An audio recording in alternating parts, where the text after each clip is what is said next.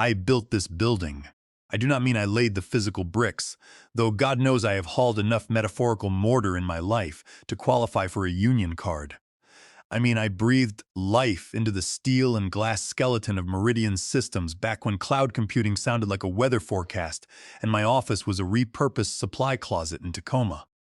I know how the air conditioning hums because I approve the schematics, and why the lobby carpet is slate gray to hide coffee stains. But today I was not Henry Vance, the founder whose portrait hangs in the boardroom like a silent saint of industry. Today I was Hank, a 58-year-old facilities temp wearing a polyester jumpsuit that smelled faintly of industrial lemon cleaner and other people's sweat. My hair, usually styled neatly, was covered by a simple work cap. No expensive watch, just a name tag that was slightly crooked and a mop bucket on wheels that squeaked like a dying mouse. I was undercover. It sounded like a cliché, perhaps. But when you spend 20 years building a company on principles of integrity and grit, and then retire to the board only to hear whispers that your legacy is turning into a toxic environment, you do not send a memo. You go to ground level. You put on the gray jumpsuit. You become the ghost in the machine who is waiting near elevator bank B. The glass ones that offer a panoramic view of Washington, a view usually reserved for the people who make six figures in decisions that ruin weekends. I was holding a spray bottle of disinfectant like a weapon. The doors slid open on the 12th floor, the marketing and strategy department. The air instantly changed. It stopped smelling like floor wax and started smelling like fear, ozone, and expensive anxiety-induced espresso. 3 young men walked in, representing that specific breed of corporate shark in training. They wore suits that cost more than my first car and radiated an unearned confidence that usually evaporates the moment a quarterly review goes south. Leading the pack was a kid I would later come to know as Julian Porter. He had the kind of face that looked like it had been molded out of soft cheese, and entitlement was visible in every gesture. He was holding a large latte with the casual disregard of someone who has never had to scrub a stain out of a rug in his life. He was lecturing his disciples, 2 terrified-looking interns named Brandon and Justin, who were hanging on his every word as if he were delivering the Sermon on the Mount rather than reciting buzzwords he had skimmed from a business influencer online. "It is about optics, guys," Julian was saying, gesturing wildly with the hand holding the cup. "You have to dominate the space. If you are not the loudest voice in the room, you are the furniture. Meridian is a jungle. You eat or you get eaten." He spun around to emphasize his point, a theatrical pivot meant to showcase his Italian leather shoes. Physics, unfortunately for Julian, does not care about corporate ambitions. The lid of his cup popped off. The latte did not just spill, it exploded. It was a scalding brown geyser that coated the pristine gloss wall, the stainless steel railing, and a significant portion of the floor. It missed his suit by a miracle, but it managed to splash onto the toes of my work boots. Silence followed. Absolute, heavy silence. I did not move. I just looked at the puddle, then at the dripping wall. In my old life as the chief executive officer, this would be the moment 3 assistants rushed in with napkins. In my old life, Julian would be apologizing profusely, his face the color of a tomato. But I was not the chief executive officer today. I was the help. Julian looked at the mess. He did not look at me. He looked through me. He checked his watch, then sighed. A sound of immense, burdened annoyance, as if the coffee had assaulted him personally. "What a disaster," he muttered. Then he turned his head slightly, locking eyes with the space above my left shoulder. "Hey," he snapped. I looked up. "Clean this mess up, janitor," he said. His voice was not angry, it was bored. It was the tone you use for a voice-activated speaker that is not listening correctly. Try to get it done before the vice president gets on at the lobby. It looks unprofessional. My grip on the spray bottle tightened, my knuckles turning white. I recalled firing a vice president of sales in the year 2008 for lying about expense reports. I remembered the power of my own voice, the way I could clear a room with a raised eyebrow. I wanted to use that voice now to peel the skin off his ego. The elevator doors dinged. I took a breath. I forced my posture to slump. I let the fire in my eyes die down to a dull, subservient ember. If I broke character now, I would learn nothing. I needed to know how deep the rot went. "Yes, sir," I mumbled, keeping my head down. Julian did not even acknowledge the response. He stepped over the puddle, his shoes clicking on the marble, and walked out into the lobby without looking back. Unbelievable, one of his minions whispered as they followed him. I stood alone in the elevator as the door started to close. I looked at the brown stain dripping down the glass. I pulled a rag from my belt loop. I knelt down to wipe up the lukewarm milk, making a silent promise to the steel walls of the building I built. I was about to mop the floor with his career. You learn a lot about a person by how they treat the people they think cannot do anything for them. It is the ultimate litmus test of character, and at Meridian Systems, the balance was dangerously acidic. My first full week as Hank was a masterclass in invisibility. I realized quickly that a gray jumpsuit works like a cloak of complete disappearance. I could stand 3 feet away from a confidential merger discussion, furiously scrubbing a whiteboard, and the executives would not lower their voices. I was furniture. I was a texture in the room, somewhere between the potted plant and the water cooler. I was assigned to the 12th floor, Julian's primary hunting ground. I spent my mornings emptying recycling bins that smelled of stale energy drinks and protein bars. I spent my afternoons polishing the glass walls of the conference rooms, which gave me a front row seat to the corporate theater playing out inside. Julian, I learned, was an associate product manager. In startup terms, that meant he was a glorified clipboard carrier with delusions of grandeur, but he played the game with a terrifying efficiency. I watched him operate near the break room on Tuesday. A quiet employee from accounting, Clara, was struggling with a heavy toner cartridge for the communal printer. Clara was small and soft-spoken, the kind of employee who does 80% of the work and gets 0% of the credit. Julian walked past. He saw her struggling. He slowed down, looked at her, looked at the toner, and then checked his phone. "Excuse me, Julian," Clara asked, her voice trembling slightly. "Could you give me a hand? It is jammed." Julian did not stop walking. "I have a hard stop in 5 minutes, Clara," he said. "Call facilities. That is their job." He breezed past, leaving her flushed and struggling with the heavy plastic container. 10 minutes later, the vice president of operations, a man named Donald Henderson, walked into the kitchenette. Donald was a silver-haired executive with a heavy gold watch and a loud laugh. Julian materialized out of thin air. It was like watching a predator smell opportunity. "Mr. Henderson," Julian boomed, flashing a smile that was all teeth and ambition. "I was just looking for you. I had some thoughts on that third-quarter supply chain bottleneck. I think we can optimize the vendor list by shaving off the bottom 10%. Donald paused, pouring his coffee. "Is that so? Send me an email, son." "Already drafted, sir," Julian replied. "Just wanted to put a bug in your ear." He laughed, a practiced, hearty sound that grated on my nerves like sandpaper. "Here, let me get that stirrer for you." He handed the vice president a wooden stirrer with the reverence of a priest handing over a holy relic. I was 10 feet away, mopping a non-existent spot on the floor. The contrast was so sharp it could cut glass. To Clara, Julian was a solid wall of indifference. To Donald Henderson, he was a doormat. That night, back in my small temporary apartment, which was a far cry from my Georgetown brownstone, I sat at a wobbly kitchen table with a notebook. I did not use a laptop or a tablet, just a cheap spiral notebook and a pen. I titled the page "The Rot."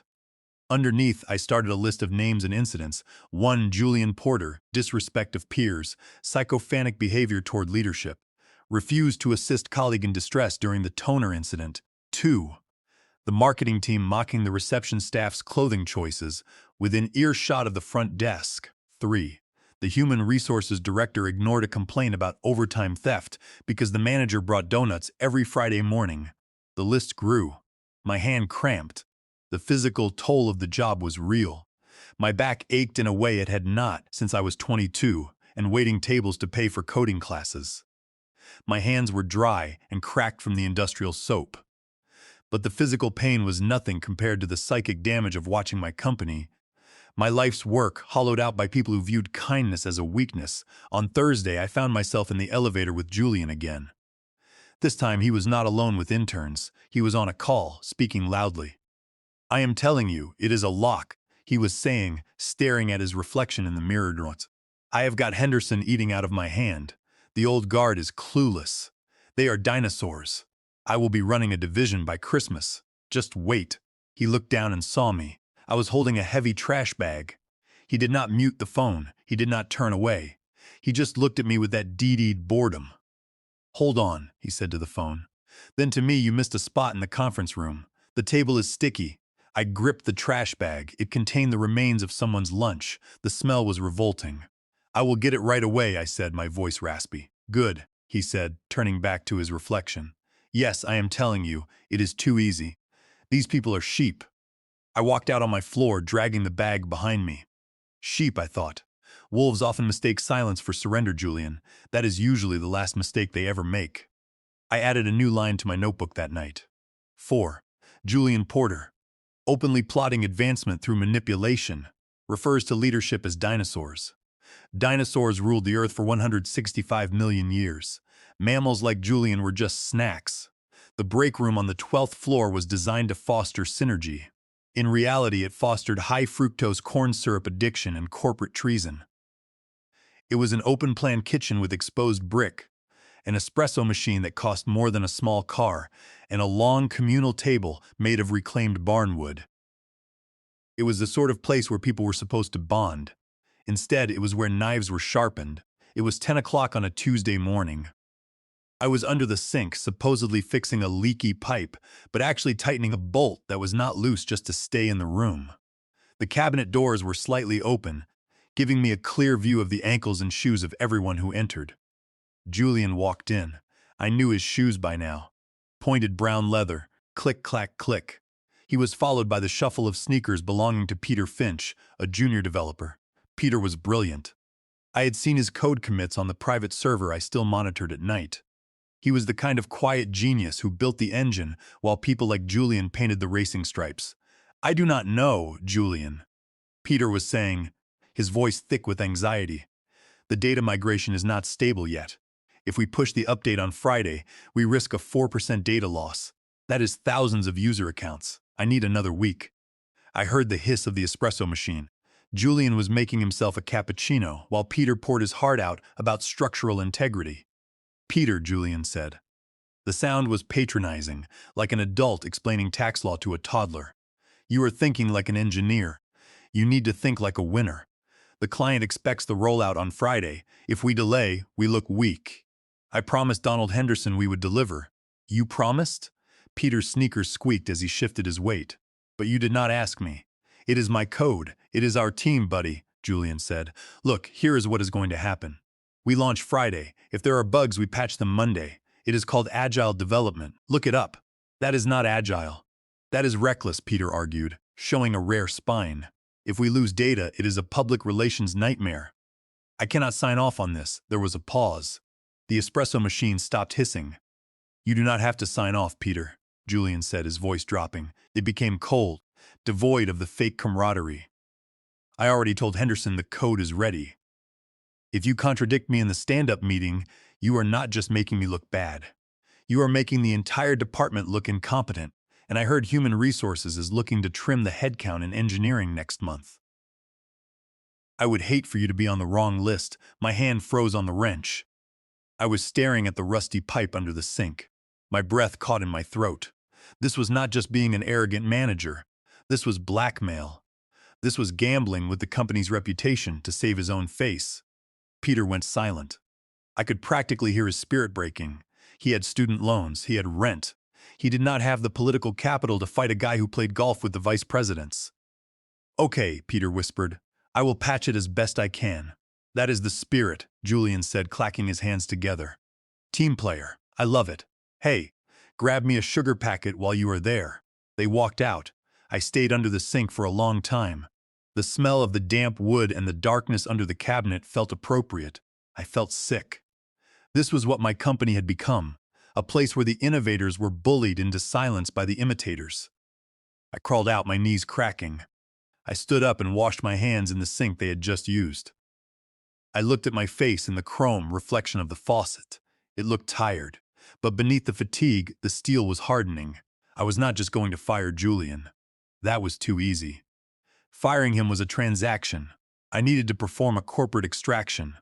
I pulled out my phone, a burner flip phone I used for the cover, and dialed a number from memory. It went to a secure voicemail box that only 3 people in the world knew existed. The head of internal auditing, a woman named Alice Cooper, whom I had hired 20 years ago. Alice, I said, my voice low. It is Henry. Do not ask where I am. I need you to flag all code commits from the 12th floor product team. Specifically, look for a forced push scheduled for Friday. And Alice, do not let that update go live. Sandbox it. Let them think it is live on production, but keep it isolated in a virtual environment. I want to see exactly what happens when it attempts to run. I hung up. Julian wanted to play chicken with a cliff. Fine, I was going to move the cliff. That night, I updated my notebook with the details of the conversation. I noted the date, the time, and the specific threat Julian had made against Peter's employment. The paper felt heavy under my pen. This was no longer just about observations. It was about preparing a case. There is a specific kind of loneliness that comes from being in a room full of people who have decided you do not exist. It is not the solitude of a mountaintop. It is the solitude of a ghost. By the 4th week, I was auditing the boardroom. The weekly strategy meeting was held in the aquarium, the main glass-walled conference room on the executive floor. I was sent in mid-meeting because someone had spilled a green smoothie on the side table. The room was filled with directors and vice presidents. Julian was not there. He was not high enough on the food chain yet. But his director, a man named Preston, was leading the meeting. Preston was everything Julian wanted to be: louder, richer, and even more detached from reality. I entered quietly, bucket in tow. No one stopped talking, no one looked up. The issue is not the product, Preston was saying, pointing a laser pointer at a graph that was trending downward. The issue is the legacy drag. We have too many support staff, too much overhead. We need to trim the fat. I sprayed the green sludge on the table. Trim the fat, I thought. Funny coming from a man whose expense account includes client dinners at restaurants that charge $50 for a baked potato. Exactly, a vice president nodded. We need to pivot to a leaner model. Automation. Outsourcing. Are we paying full benefits for Tier 1 support? It is a cost center. I scrubbed the table. The rhythm of my arm moving back and forth was hypnotic. They were talking about people I knew. People like Helen in customer service, who sent handwritten cards to clients when their pets died. People like Old Man Miller in the mailroom, who had been with us since the garage days. They were not people to Preston. They were drag. They were red ink on a spreadsheet. Do not get me started on facilities. Preston laughed, spinning a pen. I mean, look at this place. Do we really need a battalion of janitors? Half the time I do not even know what they do. I froze. I was standing 3 feet from him. My hand was on the table he was leaning on. I was right there. The disconnect was so profound it was almost unreal. He was looking at the graph, and I was cleaning his mess, and he was asking what I did. It is background noise. Another executive chimed in. Line item expenses. We can cut 15% there easily. Switch to a contract agency. Lowest bidder. I finished cleaning the spot. I stood up straight. For a fleeting, dangerous second, I considered dropping the act. I imagined the look on Preston's face if I pulled the cap off, wiped the grime from my face, and said, "Actually, Preston, the reason the graph is going down is because you alienated our core user base with that disastrous interface update you forced through last quarter." But I did not.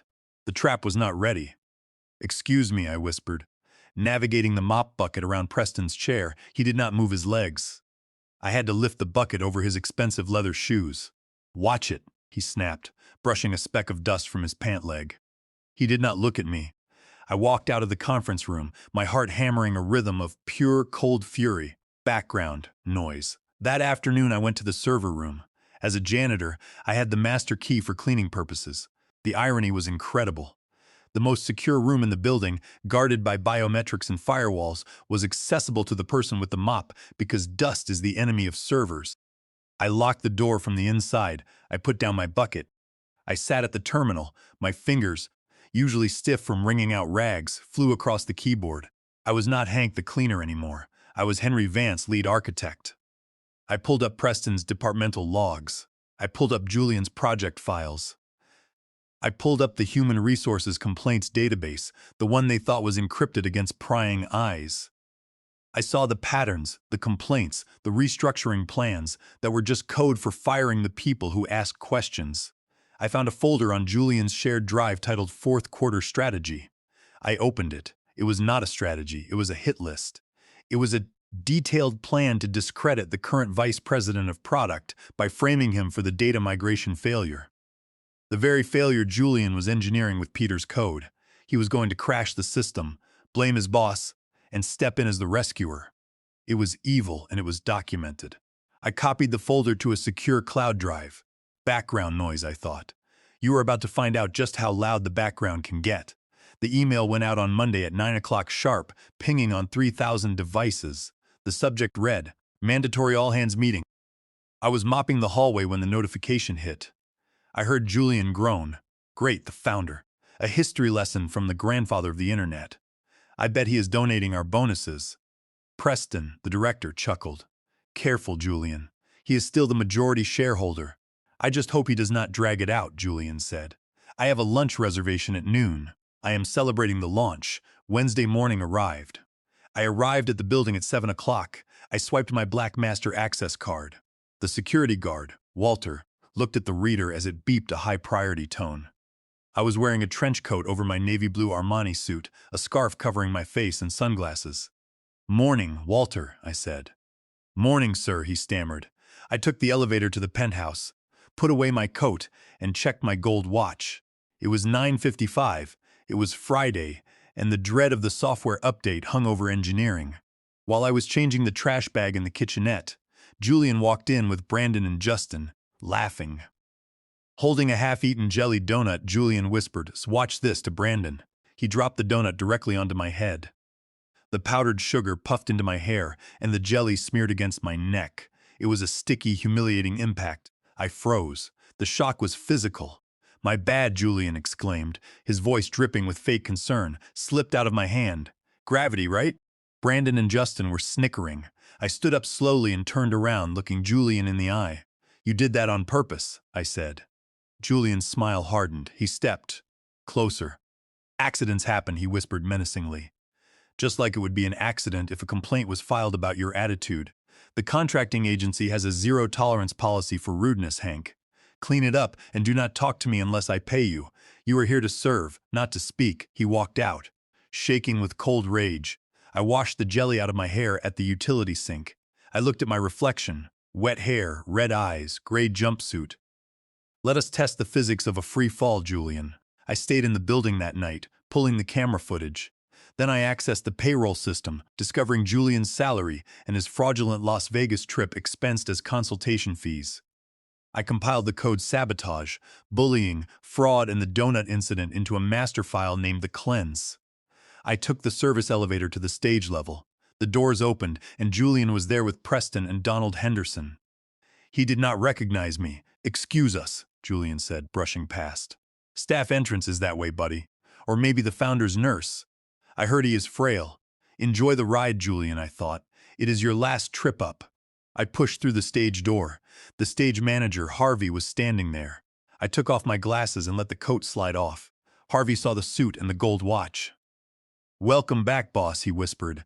"Good to be back, Harvey," I said. I stepped onto the stage. The click of my leather shoes on the wooden floor was sharp. I walked to the podium under the spotlight, facing 700 people in the hall and thousands streaming. The applause faltered. I stood behind the podium and stared at the front row. Silence rippled outward. I found him. Julian was in the center of the first row, looking bored. Then he looked at me. I saw the moment the puzzle pieces slammed together. His hands froze. His mouth opened and his face turned pale. "Good morning," I said. My voice boomed. "For most of you, I have been a portrait in the hallway. But for some of you, I have been much closer. I have been riding in the elevator with you. I have been cleaning your conference rooms. I have been picking up your trash." A collective gasp went through the room. "For the past month, I have been working undercover as Hank, a member of the facilities team. I wore a gray jumpsuit. I scrubbed your toilets, and I listened." Panic erupted in the front row. "I built Meridian on integrity," I said. "But we started mistaking arrogance for competence. We started mistaking cruelty for leadership." I pointed at the front row. "I saw managers taking credit for their team's work," I said. "I saw executives planning layoffs. And I saw an associate product manager throw a donut at a janitor because he thought it was funny." Julian flinched. The people around him recoiled. "He told him to clean it up," I said. "He told him he was background noise." Well, I cleaned it up. And now I am going to clean house. Julian Porter, please stand up. He did not move. Stand up, I commanded. Slowly, Julian rose, shaking. You have a launch scheduled for noon, I said. The update you pushed, despite Peter Finch warning you it would delete user data. You plan to frame your boss. How do I know? Because I read your files while mopping the server room floor. I clicked a remote. The screen changed to the video of Julian dropping the donut on my head.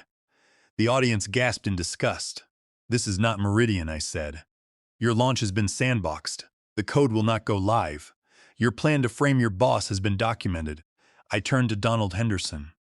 Donald, because Julian forged Peter's cryptographic signature on the third quarter approval, it constitutes forgery under California Penal Code, Section 470. The authorization is void ab initio. Additionally, because I hold the patents to the middleware under Title 35, United States Code, Section 271, the company's use constitutes active patent infringement. Julian and Preston also committed a breach of fiduciary duty by diverting contracts to Preston's family vendor. I look back at Julian. Your employment ends right now. Security, please escort Mr. Porter out. 2 security officers walked down the aisle. They took Julian by the arms. As they dragged him out, he looked back. Oh, and Julian, I called out. You missed a spot. The doors swung shut. I turned to the crowd. This is day 1 of the new Meridian, I said. We are raising the base wage for all facility staff by 20% immediately. The applause started at the back, spreading rapidly through the room. An hour later, in my penthouse office, Harvey brought in the squeaky yellow mop bucket. I poured 2 glasses of scotch, raising my glass to the bucket. To the janitors, I whispered, and to the messes we clean. I took a sip. The office felt like home again.